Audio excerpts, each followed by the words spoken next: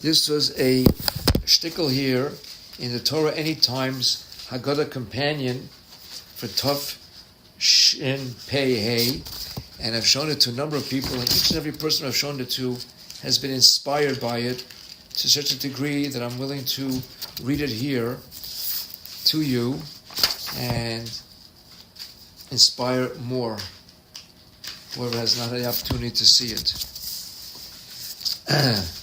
At the heart, it's written by Rabbi Jeremy Golker. Rabbi Jeremy Golker, Golker. At the heart of the Seder of Night lies a profound mission, one that speaks not merely to memory, but to transmission. Rabbi Hool, Hool Zatzal, a pioneering Rav in the London Jewish community, would often illustrate this idea with a mashal from the jungle. Once in the animal kingdom, a unique competition was announced. Which creature could project its voice the farthest? Judges were stationed at regular intervals every 200 meters, extending for many kilometers, prepared to measure the range of each contestant's call. The first to approach the podium was the monkey.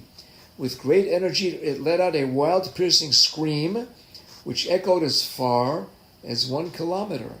A strong start. Next came the elephant. Planting itself firmly, it bellowed a deep, thunderous call. Word came back from the markers. It had carried 2 kilometers. Even better. Then with regal confidence, the lion, the king of the jungle, stepped forward. It released a mighty roar that reverberated throughout the forest. After some time, the officials returned with the final tally, 8 kilometers, a remarkable feat. Everyone assumed the lion had claimed the title. But then quietly and unassumingly, a small dove stepped onto the podium. The judges chuckled. "You believe you can surpass the lion? Try me," replied the dove. The little bird chirped a soft, barely audible sound that traveled 200 meters. But then a second dove heard it and chirped the same note. That chirped was heard by another bird, and another, and another. Like a ripple across still water, the message passed from one bird to the bird, echoing further and further, ultimately well beyond the final judge, positioned 20 kilometers away. The judges deliberated. The lion had made the loudest sound, but it was a dove's call that traveled the farthest, not by strength, but by continuity. Rabbi Hul would say, this is the essence of Seder night. The victory does not belong to the one who makes the loudest noise, but to the ones whose message endures and travels furthest. Not the lion, the elephant, or the monkey, but the dove, whose quiet consistency carries truth across generations.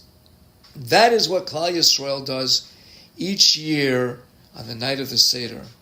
We sit with our families and we tell the story. This year it is 3,337 years since Yetzias Mitzrayim, and we're still telling the same story. While mighty empires have risen and fallen, Babylonians, Persians, Greeks, Romans, leaving echoes in history books, the Jewish people continue to transmit our legacy. We are not the loudest, but we are the most enduring.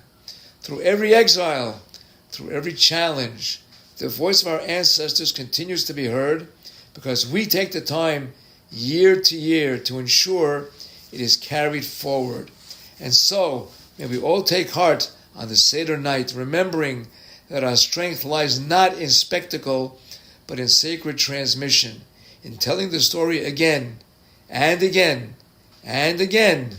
Until Mashiach comes, may our voices continue to carry across generations.